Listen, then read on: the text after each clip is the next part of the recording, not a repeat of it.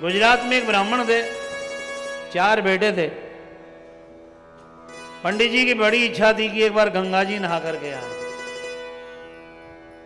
लेकिन गंगा जी वहां से बहुत दूर थी।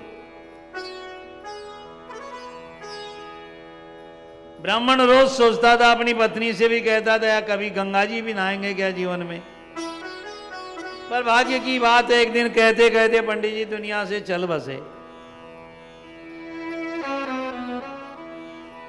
मरने के पहले पंडित जी कह गए, भाई हम तो गंगा जी नहीं जा सके, पर 4 बेटे हो भाई, कोई भी हमारी हड्डी जरूर गंगा जी पहुंचा दे, बस इतनी सी प्रार्थना है। पंडित जी तो चले गए। अब लड़के आलसी, आज पहुंचा देंगे, कल पहुंचा देंगे, परसों पहुंचा देंगे। आखिरी में पंडितानी जी, ब्राह्मणी जी ने कहा, रहने दो, मैं ही पहुंचा के आती हूं।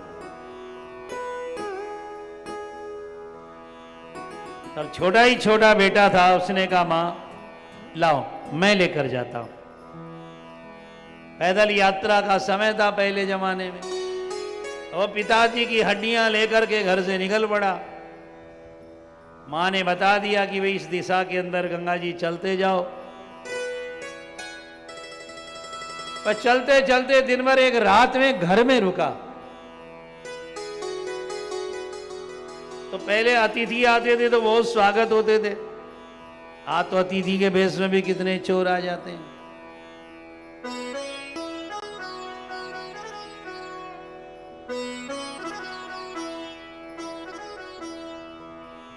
बड़ा सम्मान किया। गृहस्थी ने उसको अपने घर में रोका कि रात्रि यहां भोजन करिए, विश्राम कीजिए, सुबह जाइएगा। रात में पंडित जी वहीं रुक गए घर में। और रात में रुके तो क्या, जिस कमरे में सोए थे उस कमरे के बाहर आवाज आ रही थी। उसने झांक कर देखा कौन बात कर रहे हैं। देखा एक गैया और एक बछड़ा बात कर रहे। गैया रो रही है और रो रो करके कह रही है कि बेटा,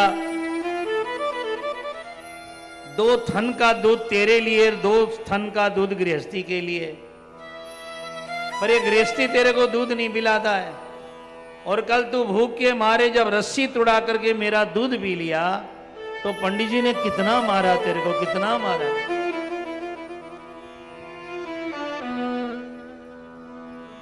गैया कह रही, बेटा मैं बहुत दुखी हूं, मेरे दूध पर तेरा भी तो अधिकार है बेटा, लेकिन तू रस्सी तुड़ाकर दूध पी गया तो कितना तेरे को पीटा, ये मैं देख नहीं पा रही हूं मेरे बेटा। तो बछड़े ने कहा, क्या करेगी? कहा, करूंगी क्या, कल प्रातःकाल जब पंडित जी दूध निकालने आएंगे अपने लड़के के साथ तो मैं रस्सी तुड़ाकर उसके लड़के को मार डालूंगा। बछड़े ने कहा, मत मारना, ब्रह्म हत्या लग जाएगी, ब्राह्मण को मारने का पाप होता है। वह बोली, लग जाए ब्रह्म हत्या, लेकिन मैं जरूर मारूंगी, क्योंकि मैं मेरे बेटे की पीड़ा नहीं देख सकती। ब्रह्म हत्या लगे लगे, पर मैं एक ऐसी नदी जानती हूं। गैया बोली, मैं एक ऐसी नदी जानती हूं जिसमें स्नान करने से ब्रह्म हत्या छूट जाती है, मैं जाके नहा लूंगी। बेटे ने बहुत मना किया, लेकिन मां गाय मानी नहीं। अब ब्राह्मण सोचता, देखे सुबह क्या होता है। सुबह पंडित जी वही गाय दूहने के लिए आए अपने लड़के छोटे बच्चे के साथ। गाय दू ही रहे थे, बेटे ही थे कि गाय ने रस्सी तुड़ाई और ऐसा सींग में भरकर लड़के को सींग ही सींग मारकर मार डाला।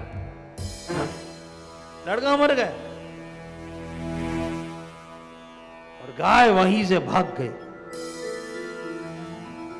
यह कपाली जो मां अपने पिता का क्रियाक्रम करने जा रहा था, इसके मन में आया, जरा देखें तो सही हो कौन सी नदी है जब ब्रह्म हत्या छूट जाती है। भाई ये गैया के पीछे पीछे पीछे पीछे चला दिन भर चलते चलते शाम के पहले गाय एक दिव्य नदी पर पहुंची जिसका दिव्य पाठ था। बहुत ही सुंदर नदी। ब्राह्मण ने देखा कि गैया का शरीर काला पड़ चुका था, सफेद थी वह, और ब्रह्म हत्या के कारण उसका शरीर काला पड़ गया था। और जो ही उसने नदी में प्रवेश किया और वो नहाई और नहा कर निकली तो एकदम सफेद होकर के निकली। पंडित जी को बड़ा आश्चर्य हुआ, गजब। उसने गैया मैया को प्रणाम किया और प्रणाम करके अपने पिताजी की हड्डी उसी में छोड़ दी।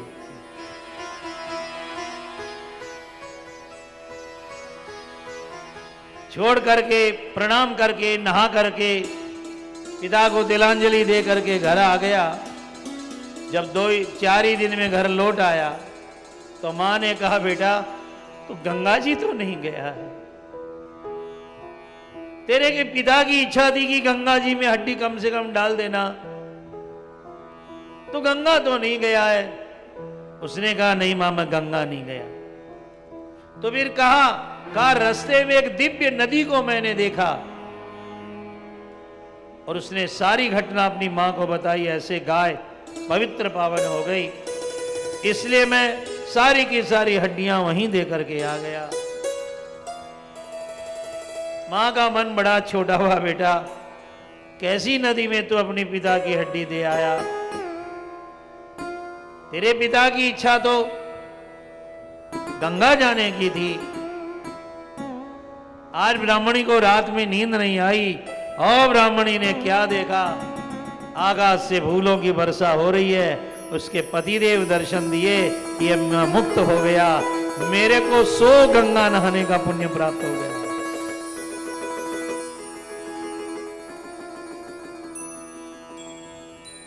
ऐसी वो दिव्य नदी कौन थी? उस नदी का नाम है नर्मदे हर। नर्मदे, अरे बोल लो नर्मदे हर, नर्मदे हर। शंकर जी पे जल चढ़ाते हैं तो कई इधर हमारे उधर हर हर महादेव, हर हर गंगे बोलते, इधर नर्मदे हर। श्री नर्मदा जी का सुंदर लिखा है शास्त्र में, गंगा के स्नान से मुक्ति होती है और नर्मदा जी के दर्शन से मुक्ति हो जाती है।